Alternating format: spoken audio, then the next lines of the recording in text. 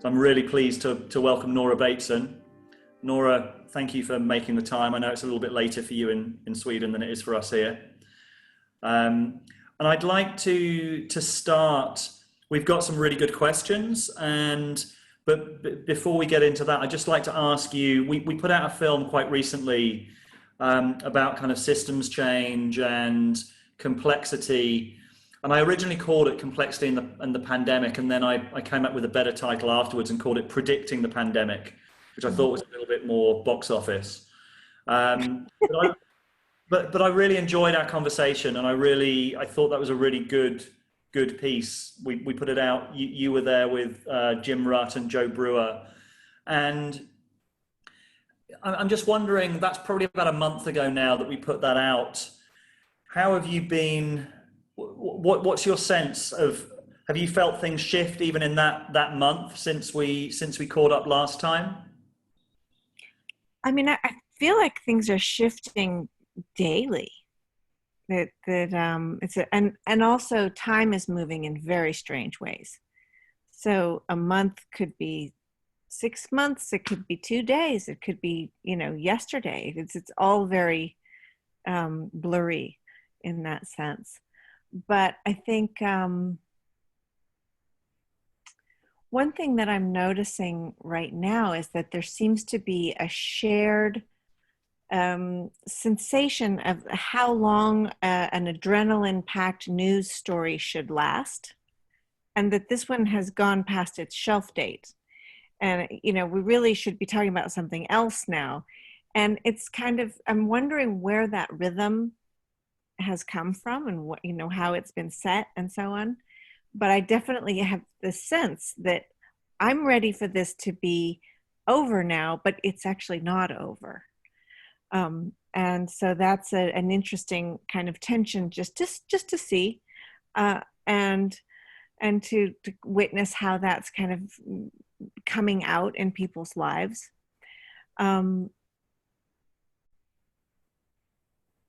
I have had people in my life who have really got sick. And so I've been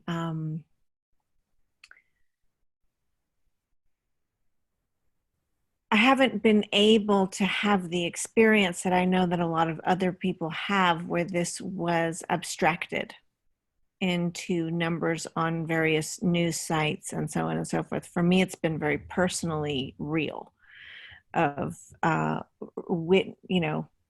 hoping that people in my family were going to live through it, and now thinking about what's the rehab going to look like, how many years ahead do we have of bringing these people back. So I don't have any kind of distance that I feel a lot of other people have some distance there. I didn't get it myself yet. So far, so good. But it has been close to me, and the person closest to me that got it is my ex-husband, and he's my kid's father. So there's been a lot of pressure on me from my children saying, no, Mom, you can't get this. We already have one parent that's down. You actually cannot get it. So I that's been an interesting way to be living. And I'm in Sweden, so we have this experiment going on, and my feeling, I guess, now is that the emergency is behind us, and maybe there's another emergency ahead of us, but right now we're in a kind of liminal emergency space.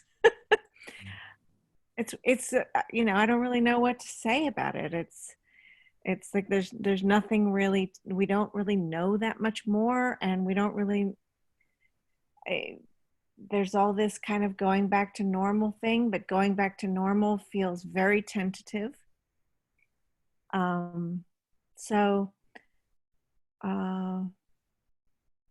Okay, the crux of it is, I feel like systems change has happened, and we don't know where it is yet. It's that thing of uh, there have been big changes that have taken place, but they're not immediately visible. And I actually don't even know where to look, but I know that they will bubble up. And because the world is kind of sleeping, it's kind of in a hibernation place right now. There's this idea that we can just flip the switch back on and it'll just run. But it's a little bit like starting an old car that hasn't been started in a long time. There are pieces that are not there anymore, and we don't know where they are or what the consequences of those are. And we don't really know how the mutual learning has happened. I think that's going to be very interesting to kind of get with everybody in their little boxes. You're all in little boxes here. It's difficult to actually get a sense of what's shifting in the collective. It's really hard to know. We don't bump into each other on the street. We're not seeing each other in multiple contexts. So there's not enough, kind of different contrasting views to form a multiple description of really where the shiftings have happened. But people have changed. And I think, even speaking for myself, I'm not sure how yet. I won't know until those changes rub up against other people's changes. Until we sort of try to turn it back on again, we're not sure how things have really changed. Yeah. When you try to get back in your genes, then you know how much cake you ate in the pandemic. Yeah, that's a good analogy. Let's keep that one. So I'm going to go through, I've just put the link to the document where people have posted their questions in the chat. So the most popular question was Grace's, but Grace has had to step out. So she's going to be back shortly and we'll come to her question towards the end.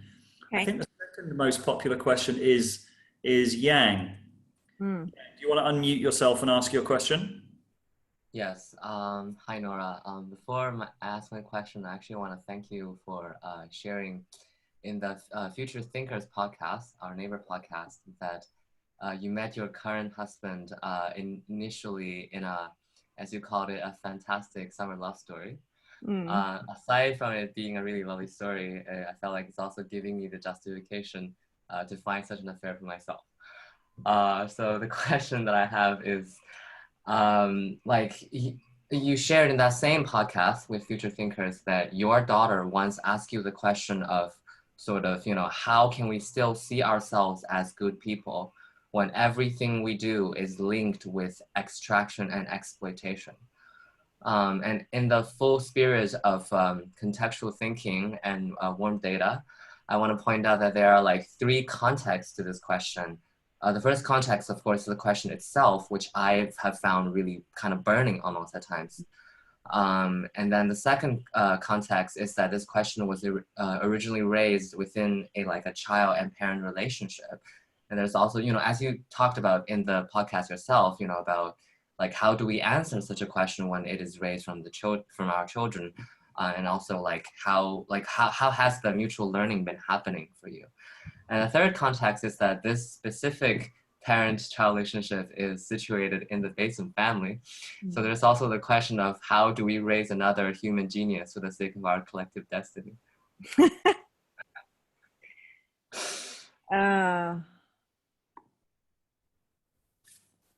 I think that probably the most significant aspect of that is that, okay, I'm going to return the contexts now. The context that it is, first of all, that she's asking me that question is shows you that we already have a conversation going around this. And that conversation, like you just pointed out, is actually generations deep.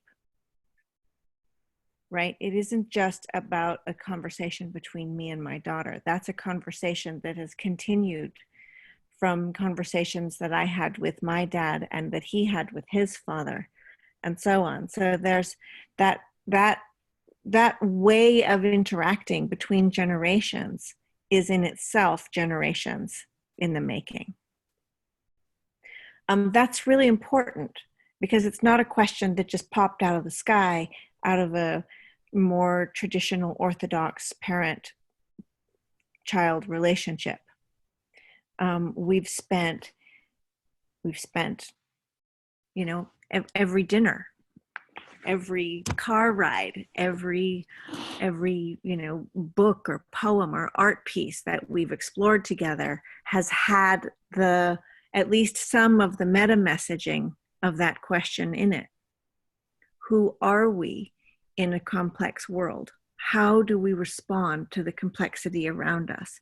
What are the relationships that are related to the next relationships and so on? And a kind of ongoing honing of that perception, of that interdependency. So, that she's asking the question is important.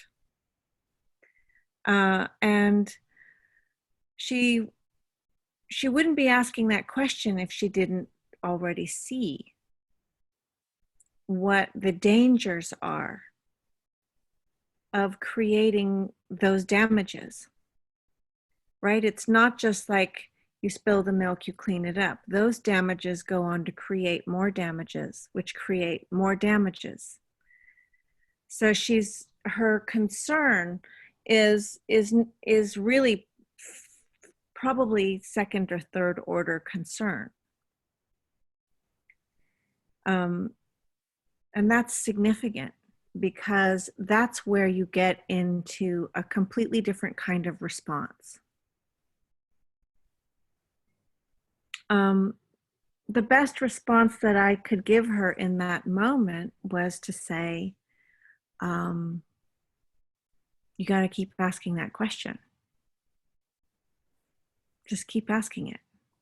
And when you get tired and you want to fall through the floor because it's too heavy, take a break, have a Netflix binge, but you're going to get back to it. And I think probably everyone in this Zoom call has had that sensation of just going under and coming back up again.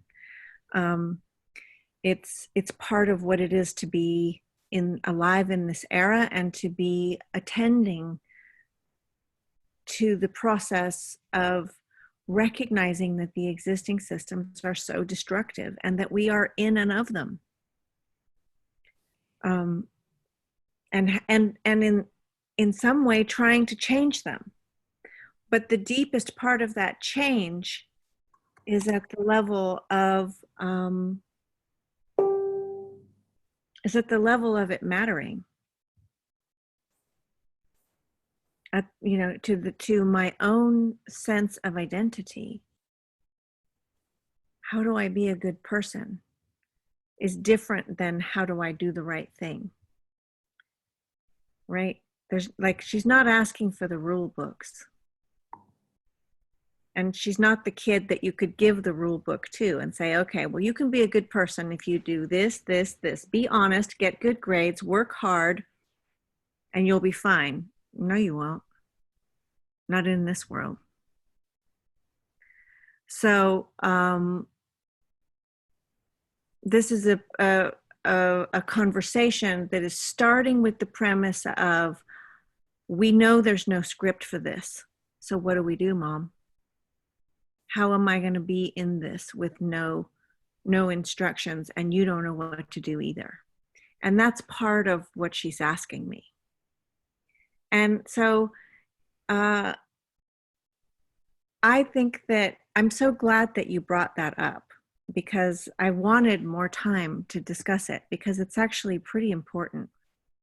And it's important because for me, that's really where the changes are that we can tend to, is in the intergenerational assumptions and meta messaging and interaction and communication, right? If she had felt that I was going to give her a trite answer, oh, honey, just follow your bliss, you know, she wouldn't have bothered asking me. So there's a lot going on in the fact that she's asking that shows you what we've been working on for so long. She trusts me. And for me, that's the thing that I really don't want to blow. Right? So I could give her a stupid answer. But the reason for not doing that is because that trust is, I don't use this word very often, but that trust is sacred. And that she would ask me that means that no matter what weirdness we come into, and we will, and we have, and we are, right? She's in California in the pandemic, and I'm in Stockholm, and we can't get to each other. We can't be anywhere near each other. And so here we go. It begins. How do we live in a pandemic on the other side of the world from each other? How do we be in a changing world when we get separated? How do we be together when we're separated? And so my dad really took time with me to reveal when he was learning things. And he would go out of his way to say things like, oh, I noticed this thing I didn't notice before, or I had this thought and I was wrong, and now I'm thinking something else. And he would really make it visible, perceivable, explicit even, that his mind was changing, that he was able to learn things. And he was able to learn things from me or whoever was around or the dog or whatever. And this is significant in this question that you're asking, because it generated a different kind of respect. So my respect for my father has to do with the fact that I know that he can be wrong and he can learn things.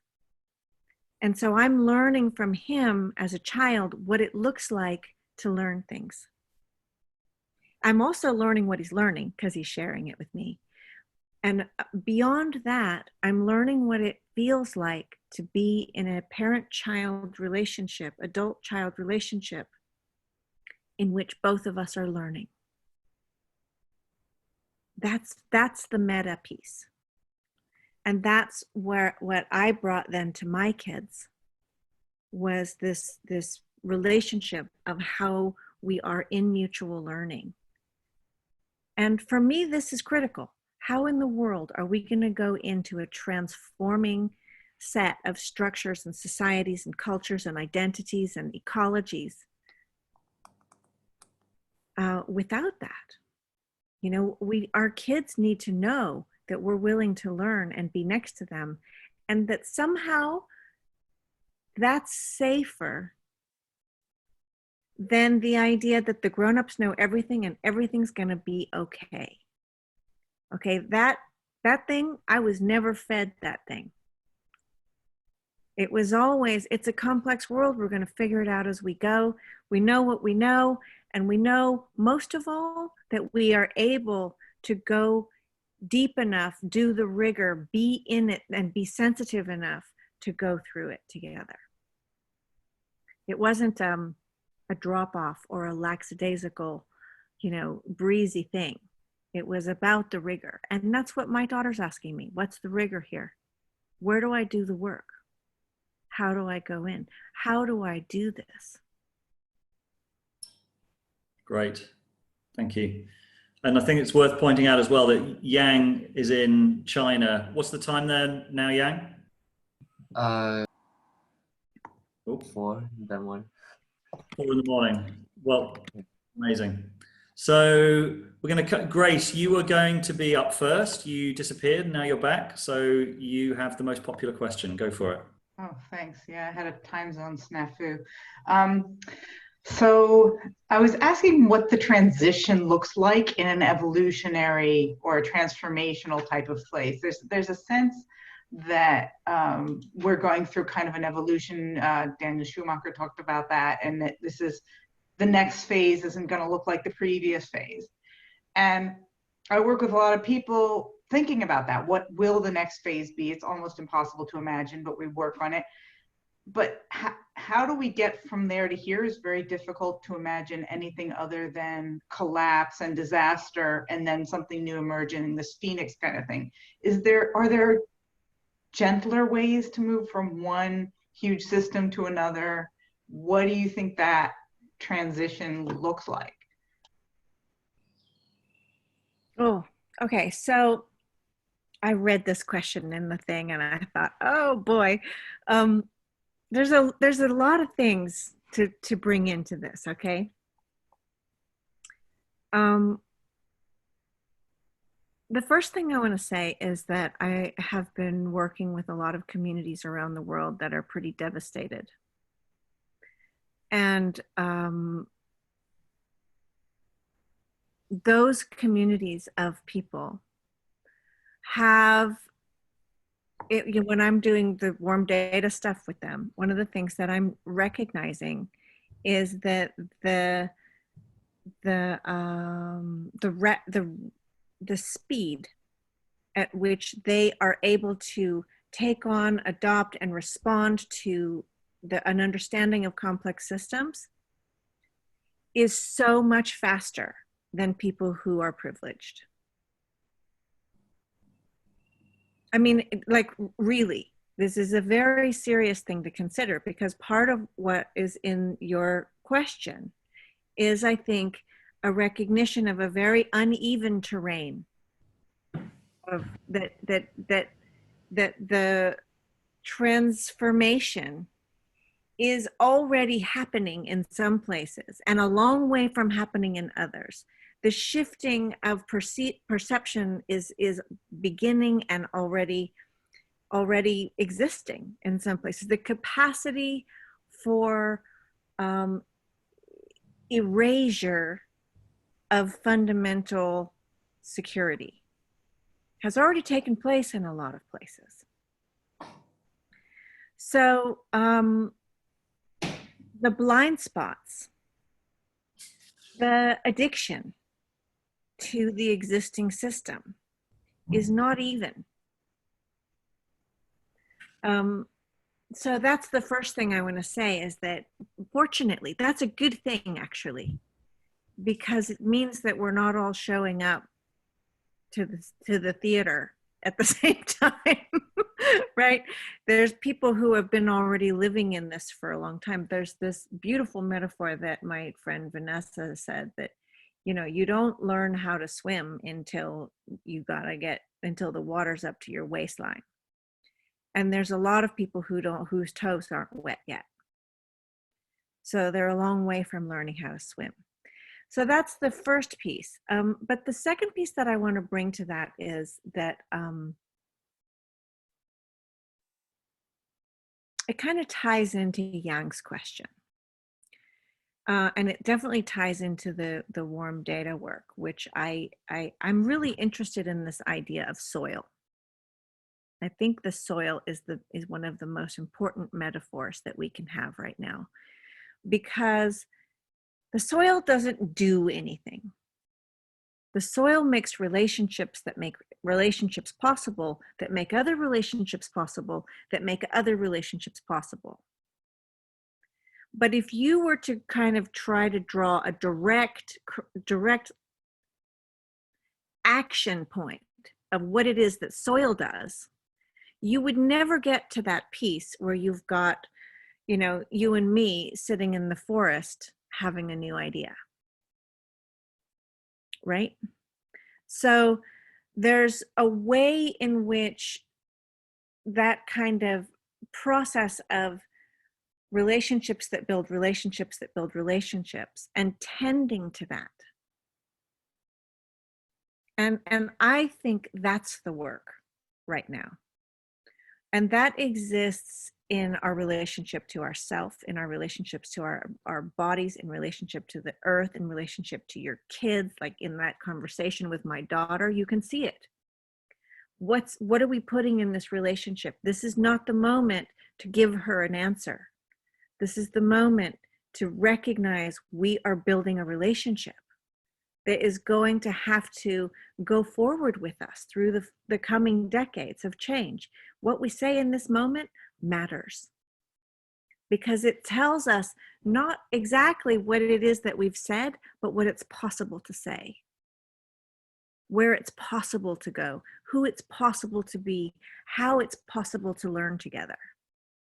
And that's the piece where I'm feeling like in all the relationships that we're in, that's the tending, is to how much complexity are you giving the people in your lives to be complex? I mean, how much room is there for them to show up and be different than they were? And if they do, it's going to be a disappointment, because you're going to have to be different than you know, the whole relationship's going to change. So it's the most intimate form of this thing that people call resilience. But I think it's where so much of the real transformation actually is there. Because we were talking about time earlier too, and time is interesting because we're thinking about the future, right? We're always thinking about what's gonna happen, what the change is going to be like. And this time thing is so interesting because everything about life happens in rhythm. Your body, your meals, your relationship to your kids, your birth, your death, your phases of life, your work, your right. There's rhythms everywhere. And then they are in rhythm with the seasons. They're in rhythm with other people's rhythms. They're in rhythm with all kinds of ceremony and other cultural rhythms. Language has a rhythm. There's all these rhythms. And one of the things that has really been, let's say, tweaked in the last 8 or 10 weeks is our relationship to time. And that's a relationship through which every other relationship moves, is held. So when the relationship to time changes, all the relationships change. And this is the kind of thing that we're looking for, is these places that are completely transcontextual, right? Where you're not saying what we have to do is create a strategy for change in the, ecological committee and blah. No, it's something that is going to pull us completely around. So those relationships that make the relationships that are part of the relationships that are our relationships with the ecology, that's where the change is. It's in the soil. And time is part of that soil. Can I get away with that for an answer? A response? Yeah, especially with such great lines as how much room are you giving people to be different than they were? I think you could kind of meditate on that for a very long time. Including yourself. True. Yeah, we could end it here. I think that's the most profound thing I've certainly heard today. Anyway, I hope you got more for us, because we got 35 minutes left. So next, Danny Mulhern, you want to unmute yourself and ask the question?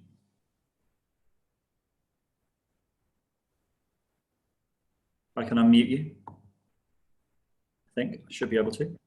There we go. It was my mouse was doing something weird there. Well, it's a real pleasure, this, because I really enjoy listening to you speak, Nora, and I've been looking forward to this, enjoying your book again, actually. Oh, good. It's fantastic. So my question was really about well, about your work with organizations and institutions, but it's really sort of a response to some of your poetry, because you have obviously the warm data idea. I'm just going to read what I wrote because I'm never going to remember it. So you've got some really lovely phrases like necessary ambiguity, and the one I really love I read today, that the arrow becomes liquid. I just really love that, and how it just relates to what you were just saying about soil, and also the knowing moves again. I really like that one. There's just all these lovely things that just, and it's just a way of thinking and speaking and sort of embodying this thing that you're talking about, which really resonates with me, and I'm sure it resonates with many, many people. And I was wondering if in your work with organizations and institutions, are people seeing that? Are they feeling that? Or are they sort of still going for the detail? Are they easily seeing it? Is there any sort of, is there a resistance to that kind of thing? Do you have to sort of push it through, or people intuiting it and embracing it and thinking, yes, this is the sort of emergent, we need the necessary ambiguities, yay. And then how's that all looking in that space? Because I'm curious about that. It's a disaster. Oh, shit. Of course. But it's okay. I mean, I knew that. I can't say that I am surprised, you know, and I come in and I start doing this stuff, and they always start with what are the action points? What are the deliverables? How are we going to measure this? How are we going to know this, that? And this sensibility that is attached to an understanding that there is some kind of, you know, control, and that you can project a goal and you can work your way to it, and that you can just not have any other contextual issues happen because you're working on your thing. And that the edge of the system is the edge of the organization. And so I had this experience, I think it was a couple of years ago, at the European Organizational Design Conference invited me to come do a keynote for them. And I don't know if I just didn't get enough sleep or what happened, but I went in to give this talk with them the next day. And I just started off by saying, look, I'm sorry, you probably got the wrong speaker. And you're probably never going to ask me back, because the thing I'm about to say is not going to sit well. And it's this: if your organization isn't contributing and in good, healthy, vitalized relationship with the community and the biosphere, it probably needs to die. Like, I don't really care about the profit or I don't care about the organizations. I'm sorry. I don't care. I care about the communities and the ecological the ecological processes we live within. And I didn't really mean to be so gruff. It's not really my style to be that kind of the blunt knife like that. But an interesting thing happened, which was, I didn't expect it, which was that in that room, 400,000 pounds of pressure was lifted. And I could tangibly feel and audibly hear the relief. Oh, thank goodness someone said the thing. And then it was like, okay, which organizations should we work with? How do we bring those organizations in relationship to each other? And that has been an opening into something that later emerged in another session in Amsterdam, where I was doing some warm data, and this guy from this chocolate company called Tony Chocolonely. Have you ever had Tony Chocolonely chocolates? We started off the session talking about how to make chocolate without slavery. And that feels like a good question, right? This is the kind of organization that's worth taking your time. And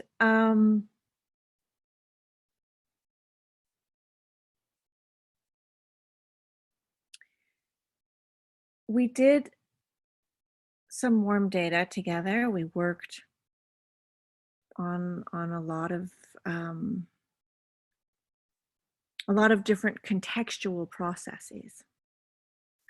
And what became clear was that question wasn't enough, because it didn't really end with the slavery, right? It's also about, can those people who are working on the chocolate feed their children? And can the people who make the clothing that those children wear, can they feed their children?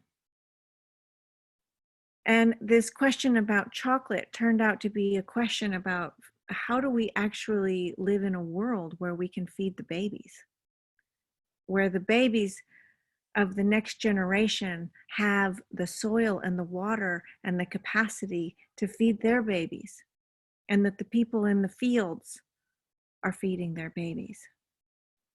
So it became a question that had to do not with one organization, but with a kind of network of how to build vitality into an interorganizational possibility. And that's a warm data question. That's in the building those relationships. So surprisingly, it was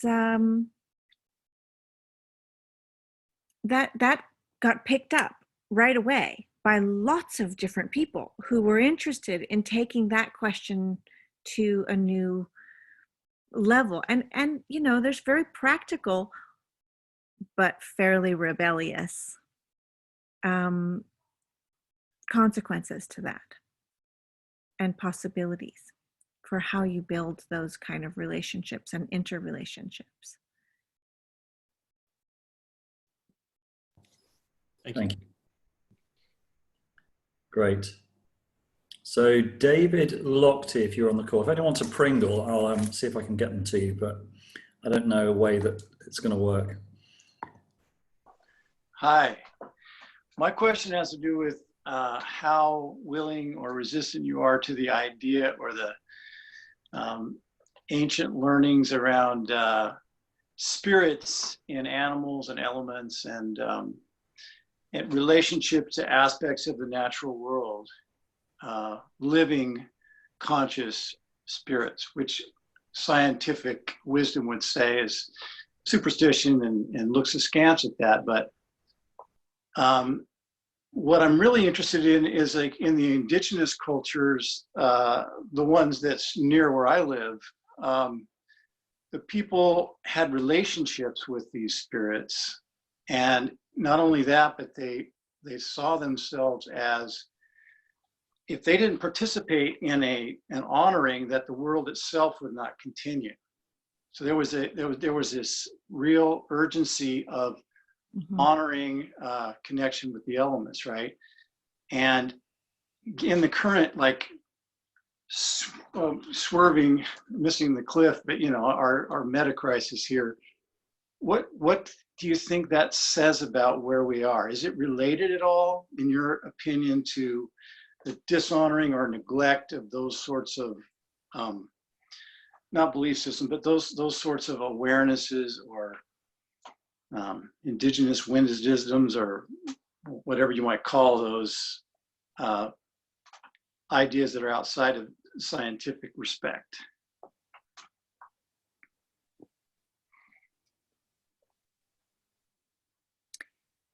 You know, I'm gonna come at this kind of from the side, but have you read The Ancient Mariner lately? Okay, so there's this, I'm just going to recap this one little piece because it gets exactly, I think, to what you're asking. And it's a very important question that you're asking. And it's actually at the heart of everything that I do. So I want you to know that, first of all. because I never ever talk about it. And yet it's all I'm ever talking about. And that's important. So in The Ancient Mariner, as you know, the mariners on the boat, and everything goes wrong. The crew die, everything goes wrong. The crew dies, there's a pestilence, there's a drought, there's no food, there's no water, it's a disaster. They kill the albatross, and then everything bad happens. And then there's this moment where the mariner's he's in despair beyond despair beyond despair. And he's, like hanging over the deck, and hasn't had any water in days. He's dying. Everybody's dead. The crew's all dead. It's disastrous. It's dark. It's terrible. And in the night sea, he sees these glowing sea creatures, worms or some kind of sea things. And the line is that he blessed them unawares. So in that moment of despair, he had one of those, oh, isn't that beautiful moment. And in the story, what happens at that point is that everything turns around. There's this big shift, and it begins to rain, and there's water, and it turns around. The important thing that I want to bring to your question is that notion of going out on a quest, but not knowing that the quest is a quest for something that important. Because if he had known, he couldn't have blessed it unawares. And the unawareness is actually part of what makes it necessarily authentic, and it brings it into that aesthetic that I think you're talking about, where it isn't that it's the right thing to do. It isn't that he's been planning to do this. It isn't that he's memorized the script. It isn't that he's been practicing how to do it. It isn't that anyone told him it was the right thing. It's that it came bubbling up out of him before he could even stop it. That this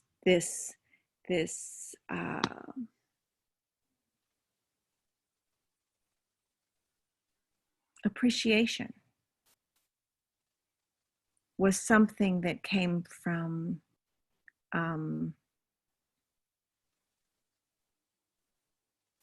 the collective transcontextual accidents of life and 1,000 other stories that had come together that brought him to that moment.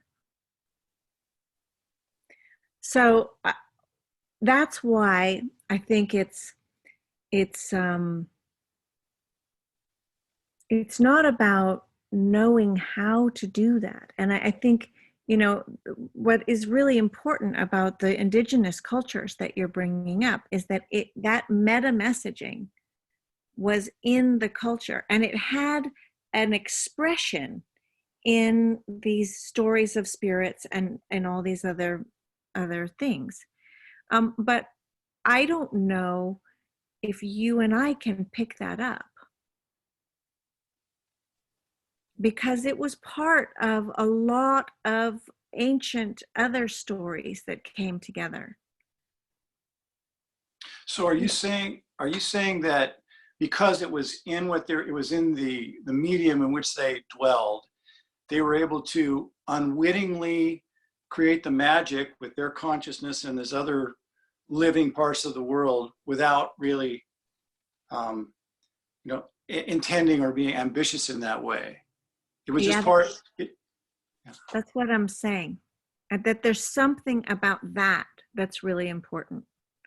And I recognize that what I'm saying is running contrary to a whole lot of other spiritual practice. So this is why I don't usually talk about this, because I could upset you. But I do think that there's something really important about it gets back to that same question my daughter was asking. What world are we living in? Are you living in a world in which, even in the depths of despair, it's possible to catch a glimmer of the vitality of life and be awestruck? And that's the question. And it's not necessarily an intentionality at the surface level. Okay, it is a much deeper intentionality, and that's where the indigenous cultures had that deep intentionality wasn't located necessarily in the individuals, it was located in the culture itself. So how do we hold this? And for me, this has everything to do with, you know, one of the ways in which I love to describe warm data is this beautiful line out of an Andrea Gibson poem where she says, what else can touch a screen door, and taste lemonade?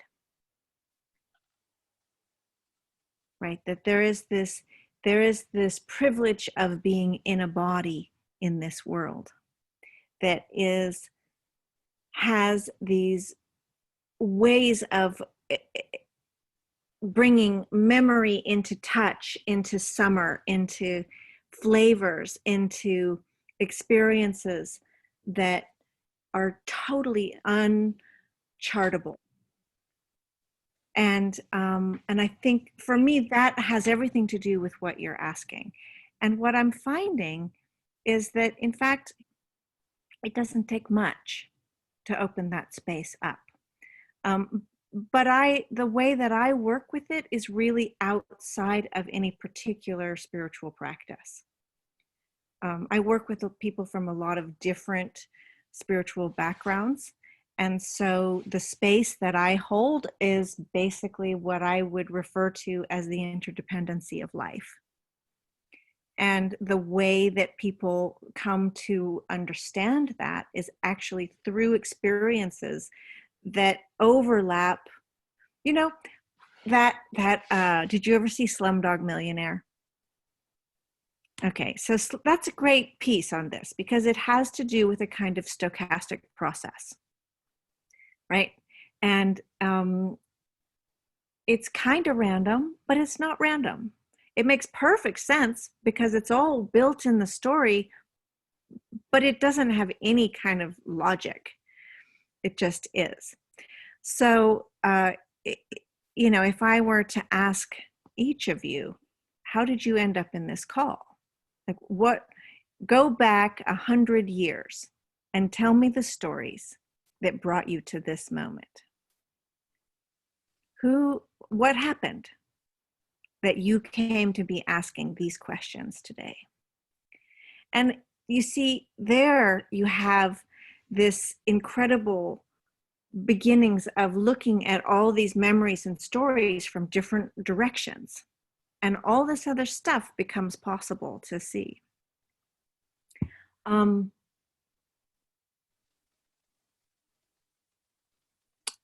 I was writing something recently, and in response to the work on the pandemic, and one of the questions that I'm most interested in, and I think this ties to your question, David, is maybe not so much what is emerging, but what is submerging? What's going down into our more implicit understandings? What kind of assumptions and hidden assumptions, what language shiftings, what noticings are actually rooting down in our bodies and out of our explicit language anymore? Because that's where that stuff lives. Yeah. Thank you. And we're going to come to Claudia. You can unmute yourself and ask your question. Thank you, David. Hi, Nora. Great to be able to have the opportunity to have this conversation. As soon as I've kind of been following your work slightly from a professional point of view, because I work in non-financial reporting. And so I knew I had to ask you a question as soon as I knew that you were going to be on this.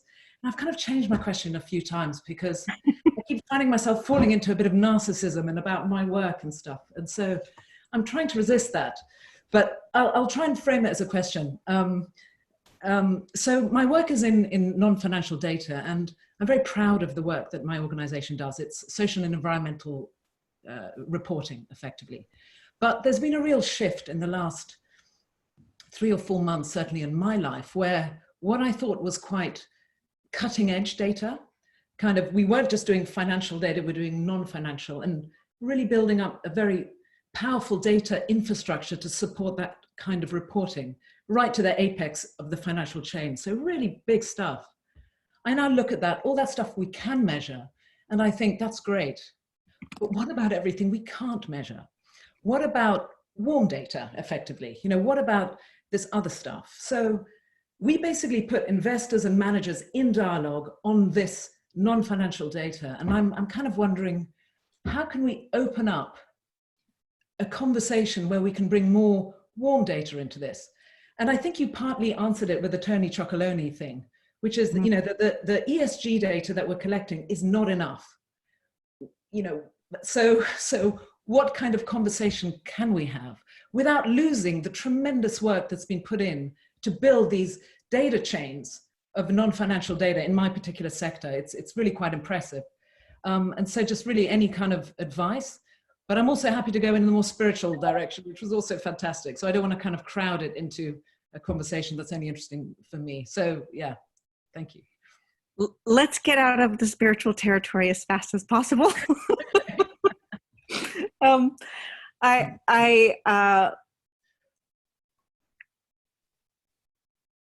I'm half kidding, because I don't really think there's a separation. Mm. And that's the main piece here.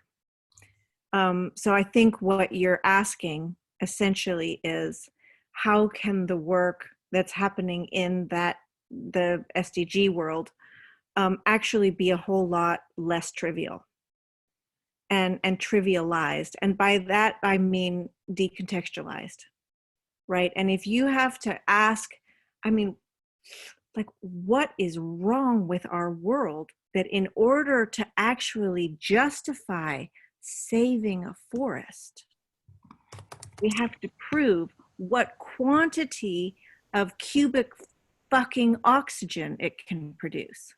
What's wrong with it just being part of the beautiful vitality of life? Why is that not enough? Right? For me, this is really the question that I think you're asking. And how do we bring that, not only that information about that vitality that the soil, that the metaphor around the soil is holding, but also it in us, right? Between you and me. Why do I have to actually show a graph as to why it's important to save an ocean? What weirdness have we got ourselves into? And how do we get out of that? So for me, this is where one of the things that happens with the Warm Data Lab process is that people start crossing contexts, and they do it in very personal ways, but it's also with all of their professional expertise. And it's this combination, like a giant moire, you know, the moire phenomenon, where you have like a pattern, and then you have another pattern. And when you bring those patterns together, you get 3 patterns. You get the pattern you started with, you get the pattern that they make together, and you get the other pattern you started with. And then if you bring another one in, you can get another pattern, right? And so somehow we need to be looking through multiple living processes in pattern like this, in order to not make just ridiculous mistakes. And, you know, I often use the example of Macron, President Macron, who thought that he was doing a good thing by creating a gas tax that was in keeping with the Sustainable Development Goals. But he wasn't looking at the warm data. He didn't have the warm data. His committee on carbon culture was not their department. It was not in their job description to think about what was happening in the different economic cultures. And kaboom, right? So you cannot solve any of these things one context at a time. And if you try to measure them, the problem with measurement is that measurement is only in one context at a time. Like, that's a big piece right there. You can't measure stuff when you're looking at multiple contexts, right? How many cubic meters of oxygen is in the walk that you and I take in the forest where we have an idea? Like, what? That's some kind of surrealism. You can't even ask that question. It doesn't make, right? So the KPIs are, they're actually prohibiting systemic work. They actually are creating blind spots to trans-contextual process. There, I said it out loud. Now we definitely can't put this recording on the internet or I'll never work again. But actually, I'm dead serious that this is what I think this is the challenge now. Is, the pandemic was a great example. Was it cultural? Is this thing we're in cultural? Yes, you better believe it is. The numbers as they come down mean completely different things. The protocols mean completely different things in different cultures. It's so cultural. But it's science. How can it be cultural? It's absolutely cultural. Is it economic? Absolutely economic. Is it personal and intimate? Completely personal and intimate. People's marriages are turning inside out. Some marriages are really getting much better. Relationship to kids, etc. Is it ecological? Absolutely. So where's the pandemic? Is it in the journalism? Is it in the technology? Look at us. We're in the technology. So these things are not separable. It's like this great sort of thing. You cannot get the grapes out of the wine. And the wine is the whole situation. And you can't pull the ecological numbers out of the wine. It's like trying to get the grapes out of the wine. Was that helpful at all? Great. So I'm just going to check, is Coach Constance on the call? I don't see you. No. So I'm going to go to Jean-Paul Ladage, which will probably be the last question. Are you still here? You are here? Yes, there you are. Great. Good evening. Yeah. I don't know if you read the questions, but it was a similar thing that you had with your daughter. My son is 12 years old now. And one time for lunch, he came from school and out of the blue, he just asked, Dad, do we have a plan when things go wrong? Mm.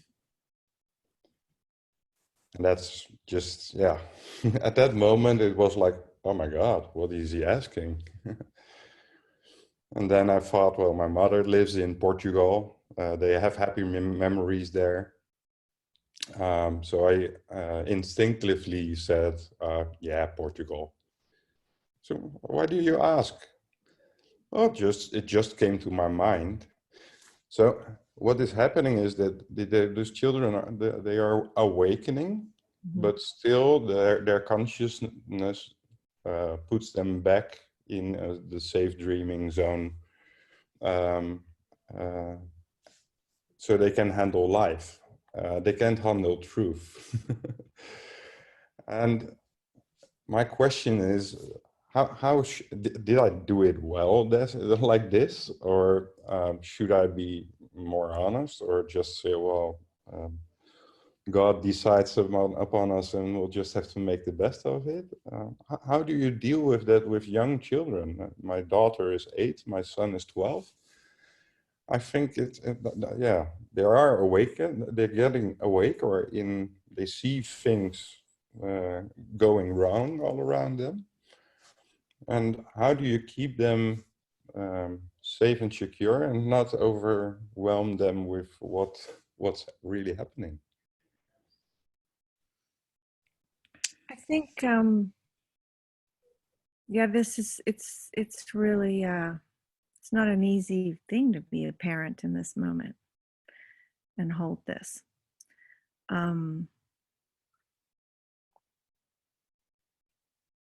I have 6 kids. 2 are mine and 4 are my husband's, and we have a lot of kids, and they are ranging from age 13 now to age 25.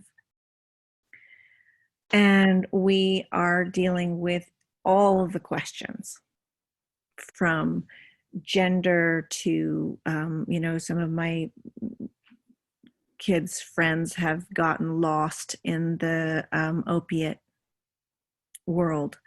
There's been suicides. There's been, the whole thing. We're just completely in it, in that age range. And all I can say is that I think that the best thing we can do is actually just stay in the conversation and don't let it get too small. That it's really important that this conversation in the intergenerational sphere hold the complexity. That every time you lose the complexity, it's going to turn into this person did something wrong. This person, things will spin out and go down into rabbit holes that are actually rabbit holes of hopelessness. So the way that I try to do it is actually just to keep the complexity open. Keep looking at it from lots of different directions. Just keep turning it. Is there a place to go? What would we want to go? What's in that from an emotional, from a family perspective, from an economic perspective, from the perspective of the earth, from the perspective of, your ancestors, but the future generations. So just allowing the story and the exploration of the idea to stay in exploration mode and let that be complex. Because if it, the dystopia,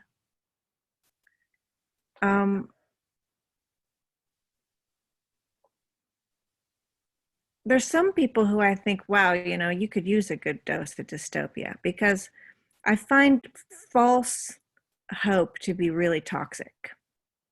And especially when it's in the intergenerational space, I think it's really not a good idea, because kids know when they're getting, they're getting some kind of veneer. And they know they can feel when you're asking the question with them. So it's much more about how you're holding the question. And some days you're going to hold that question with incredible creativity and light and humor. And some days you're going to hold that question and be like, I don't know, I think we should really just put a lot of food in the basement, or, some stupid prepping thing. And then you have to be able to laugh at yourself and say, look at how ridiculous that is. And let it move. But the main thing is to keep it moving. Don't let it become a single script that's getting driven down. Just let it keep evolving and moving, and let your insights keep enriching it, and get their insights. And I don't know, that's the only thing I can really say, is just be sure that that information stays alive and that it doesn't become a parked car, because that's the real danger, is that you lose the conversation. That's true. Well, because he responded with, "Well, it just came to mind." We just left it and changed the subject. It's not. It's not that we're like that we're constantly about thinking about this. We have a very nice life, actually. I enjoyed being on a small boat in a lake where I live today. So I had a great day. But there are these moments when you get confronted with questions from your children. It's pretty, it's challenging. But thanks for your answer, and it really helped me to also be more open to the whole situation. My mother is not that well at the moment, and she is in Portugal. If a second wave would come and the countries would close up longer, would I want to be there, or would I want to be with my children? These are tough questions. I'm in that same exact question right now. Okay. Yeah. I mean, my mom's in the States and she's 91, and what happens now? Yeah. I really I feel that. And I don't know. I mean, the main thing is that I think there's been so much scripting in the parent-child relationship that is actually such bullshit. And we just can't bullshit our kids. Not now. This moment, being a parent in this moment really means you have to actually live truly with them. Live with that evolving, shifting, knowing and curiosity with them, because they need us, right? The worst possible thing we could do is leave them alone. And when you get bullshitted, you feel alone. So that's the main thing, is that let them know you're here by just really being here. And that's maybe not easy, but you can just say, wow, I don't know what to say. There's an answer. I don't know what to say. I actually have no idea what the future holds. I don't know what the right thing to do is, but I do know we're going to do it together. And that's a huge comfort, right? Yes. Yeah. Thanks. Yeah, that was a beautiful thought to finish on. Nora, thank you so much for this. It was a really beautiful combination of your understanding of systems change and a kind of real lyricism and aesthetic quality. There's kind of sort of poetry to a lot of what you were saying. That was really beautiful. So thank you very much for making the time. Thanks all of you for these great questions too. And you know, one of the things I really like about questions like this is that there's no prep, right? So you get this kind of raw, you know, dangerous answers, dangerous responses. So thanks for that. That's fun. Yeah, we like dangerous Nora. Great. Yeah. So thank you. Just before we're just going to close in a second. I'm going to ask everyone to unmute themselves and we'll say thank you to Nora. But just before we do, to remind you that we're doing alternate weeks now of these Q&A sessions and the Wisdom Gym. And so next week, Ali will be leading the Wisdom Gym with John Thompson of Circling Europe. So that'll be a place to get a bit more deeply into the practice. And John is a really skilled facilitator in circling, which is a form of kind of intersubjective dialogue that he'll be doing next week. So I think you probably should, or if you don't have an invite for that, then maybe send us an email, because you should have already had that for next week. And then we'll see you again either there or at the next Q&A in 2 weeks' time. So yes, the recording will be available on the website. I need to talk to Nora about whether there's anything we need to clip out, but so if everyone would like to unmute themselves and just to say thank you to Nora. Thank you, Nora. Thank you, Nora. Guys, Very much. Thank you, Nora. As well. guys, Bye, thanks, David. Thank Bye-bye. you. thanks for your Bye. beautiful questions. Thank you, Nora.